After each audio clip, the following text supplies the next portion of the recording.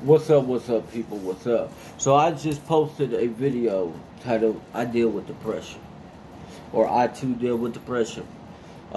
It's a video me rapping some lyrics I wrote on depression, and I mentioned some good factors on depression. I mentioned Chester Bennington, which that touches home because I've dealt with depression all my life. From my father dying to growing up in a shitty household, coming from a broken home, and there's a lot of you think of a rich household. It's everything is about money, and you see these kids 19, 20 years old driving brand new fucking whips, and then you see school shootings and bullying, and you see how many people are placed long-term in mental institutions, or children that have really bad disorders like bipolar, schizophrenia, borderline personality disorder, and you see them isolated in these group homes, and you wonder, how can we fix this? How can we help? I'm gonna tell you how you can help. Next time you see a freaking kid being bullied in school, you help. You stand up. You speak out. Then you deal with these veterans.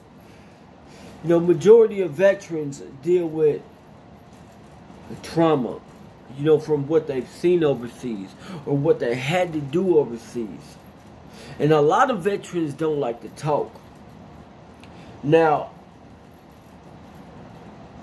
I've dealt with it. I've dealt with the VA since my service disconnect. I get a VA check every month. I know the pain. I know what it's like not having anybody. I know what it's like feeling alone. I know what it's like feeling trapped in that depression, that cloud. And a lot of people don't understand with depression. Oh, it's just, some people say, oh, it's attention seeking. No, it's not attention seeking, motherfuckers. It's not attention seeking. You think Chester Bennington seeking attention? Seeking attention is trying to get people to be like, oh, here, I'll give you a fucking hug. There's a lot of people that commit suicide that's no longer here. How is that seeking fucking attention when they're not here anymore to get that attention? Now, I did that video to make awareness. And it seems like every person that goes into a emergency room says, I'm suicidal.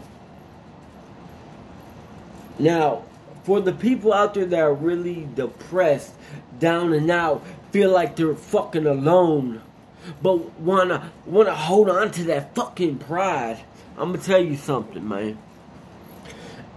The longer you wait, the more depression is gonna get harder and harder to fight. So I'm gonna tell you one way to end this pain. What you need to do, if you're dealing with this and you're watching this, I don't care where you come from, a rich household or poor household, you're homeless.